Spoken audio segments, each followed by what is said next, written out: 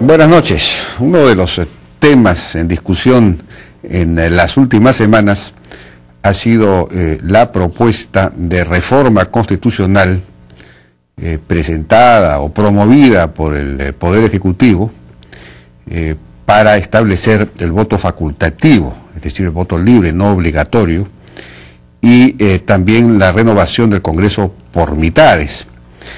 El presidente García, el problema fue que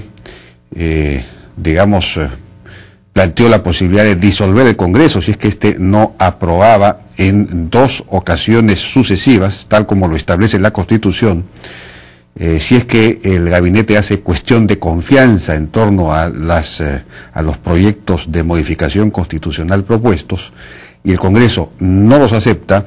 Entonces pues el presidente, según la Constitución, efectivamente tiene la facultad de disolver el Congreso y convocar a elecciones en el plazo de un máximo de 2 meses. Bueno, aquí hay que distinguir 2 cosas. En primer lugar, la calidad de esas reformas. Las reformas sin duda son interesantes, podrían ser muy convenientes, habría que discutirlas en todo caso con mayor profundidad.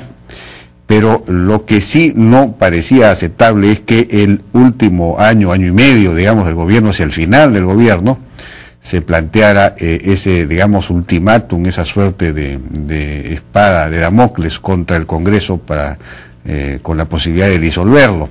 Ese es un tipo de recurso constitucional al que se podría apelar al comienzo del gobierno, quizás a mitad del gobierno, incluso para facilitar una discusión más amplia acerca de las reformas, pero no hacia el final, cuando se sabe pues, que lo que se querría hacer es aprovechar la, desaprobación, la impopularidad del Congreso para enfrentarlo.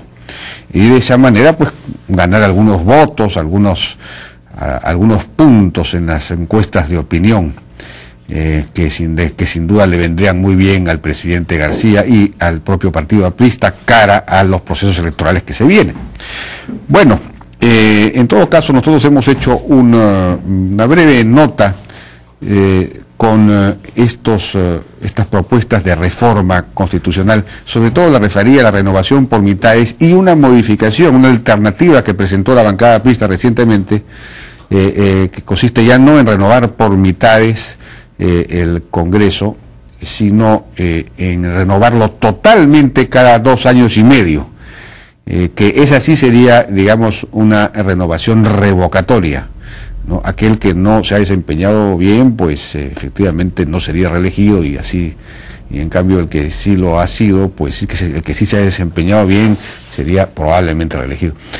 Tenemos la nota de Renzo Macei. Le garantizo al pueblo peruano de que no me voy del gobierno sin que eso haya sido aprobado o por el Congreso o por un referéndum nacional. Mucho se ha hablado en los últimos meses sobre la renovación del Congreso Nacional. Primero fue la propuesta del Ejecutivo para renovar por mitades al Parlamento, la misma que fue archivada por la Comisión de Constitución y revivida casi al instante a través de una iniciativa ciudadana de reforma constitucional, gracias al disciplinado trabajo del partido aprista para conseguir más de 50.000 firmas. El presidente puede solicitar o una legislatura extraordinaria o, en este caso, lo que ha anunciado el Premier, un adelanto para lo cual ya hay antecedentes. El año 2000 se adelantaron las legislaturas para poder modificar la Constitución frente a las crisis del momento. Poco más de 2 meses después, el 7 de enero, para ser más precisos, la bancada aprista presentó un nuevo proyecto que establece el recorte del mandato parlamentario a 2 años y medio, es decir, ya no renovación por mitades, sino renovación total. ¿Hacia dónde se dirige la estrategia del gobierno respecto a la estructura del Congreso? ¿Cuál de las 2 propuestas le conviene al país? La ventaja primero era introducir más control sobre el Congreso, ¿ya? Pero además, una segunda ventaja del primer proyecto era que también introducía cambios parciales, ¿no?, en el sistema político, y no cambios drásticos o totales como son los que ahora ocurren. En cambio, con este segundo proyecto hay el primer tema, va a haber más control sobre el Congreso, pero con cambios que pueden ser muy bruscos. Para el constitucionalista José Luis Ardón, la última propuesta de recortar el mandato parlamentario a la mitad del periodo actual tiene sus riesgos, aunque podría corregirse teniendo en cuenta ciertos cambios. En realidad va a haber cierta mezcla de cambio y continuidad porque el presidente de la República va a continuar, pero la situación es que es muy riesgosa. El proyecto tal como está presentado es muy riesgoso, efectivamente, porque en la elección de mitad del periodo presidencial podría, ¿no?, darse el escenario que del partido del presidente pierda total apoyo. Entonces eso es muy riesgoso. Podría y se debería volver a un bicameralismo en el cual se tenga un Senado con los mandatos legislativos más largos. Y yo me atrevería a sugerir de que el Senado se renovara por tercios cada 2 años y medio, de manera tal que la duración de los senadores fuera de 7 años y medio.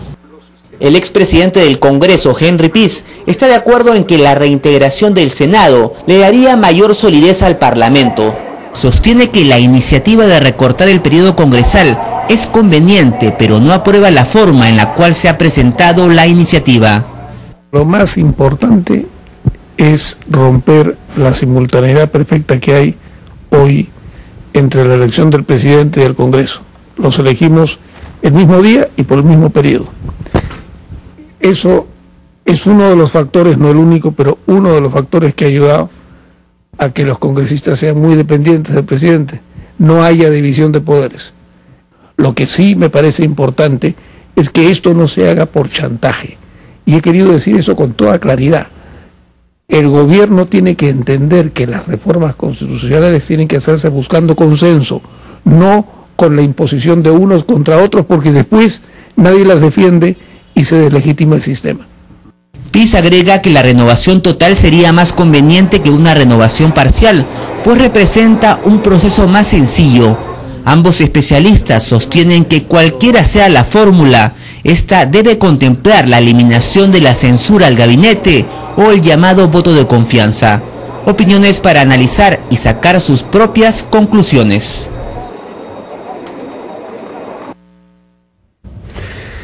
Bien, es una discusión que vamos a tratar de tener en los próximos días acá, porque sin duda es importante para ir, digamos, perfeccionando nuestra democracia.